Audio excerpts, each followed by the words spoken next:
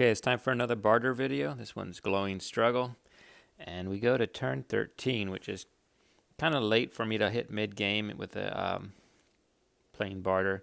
My spawn's not that great, though. I only had 2 trees. So I'm going to go along the coast here and hope I can find another village with some fish. But I can't even do that. I've got my second village there. I've got 1 fish and 1 fruit. So I was just circling the mountains because I'm going to have to get climbing anyway to get that ruin. But it's pretty much worth it because now I can increase my vision. So we see Yamaji there. He probably gave me writing. But I decided it wasn't even worth it getting that second village. I can't upgrade it. I can't afford both those techs currently. And I don't know what he gave me, actually. I doubt he gave me archery. Should have paid more attention. I'm pretty sure he gave me writing. There's no reason Almaji would have archery at this point. I would have bought archery there. It was just to get, I bought archery just to get basically a military advantage.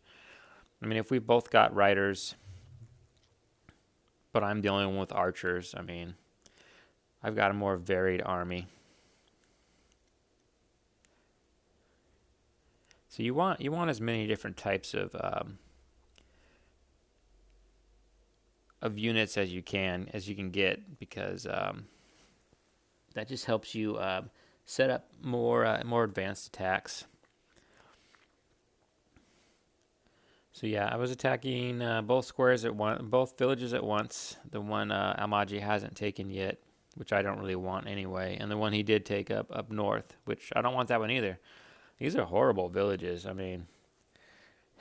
That's kind of, unfortunately for Almaji, that's kind of par for the course. Their resources are fairly bad, but I will tell you, I don't have organization yet. If I did have organization, I'd probably see more fields around that Almaji territory. So if I do want to upgrade those villages, that's probably what I'm going to have to end up researching is organization and farming.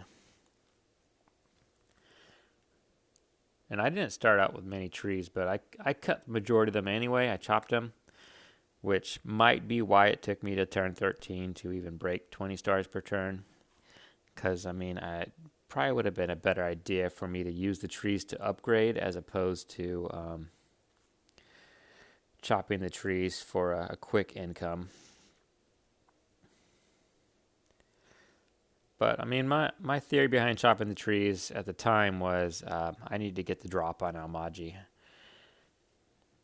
It's kind of unfair for Almaji because he doesn't have any trees to chop. He doesn't start out with any tech close to forestry, so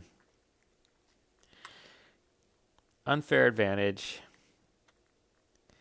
It's unlucky for him that he spawned so close to Bardur. But, he did the best he could.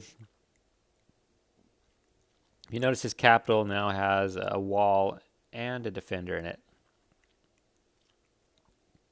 So that was smart for him as far as staying in the game. Honestly, on my part, I probably would not have gone through all that trouble. I probably would just maybe have resigned. Unless it was a team game where my teammates were counting on me, I probably would have just... I wouldn't even play any longer. I wouldn't go for the wall and the defender. That's just delaying the inevitable. So yeah, turn 12. So this video is almost over. And you're going to see turn 13 twice here. Must be a glitch. I'm not sure. As you can see in the top right under turn, we're obviously on turn 13. So it takes 8 units to finally get in his walled village. And it hurt, but we got in there. So we're only at 17 stars per turn. And we're about to go into our last turn here, which is turn 13 again. But we quickly, our stars per turn, I think it shoots up all the way to 30. It looks like I was holding on to monuments without even knowing it. So those come in handy. So I go from 17 stars per turn to 30. So it's an increase of 13 stars per turn. I mean, I guess that's my lucky number. Turn 13 twice, 13 stars per turn. I've now got a giant in the water. It's time to go out there and kill Lux now. He's the next target. So Lux, I will be seeing more of you very soon here.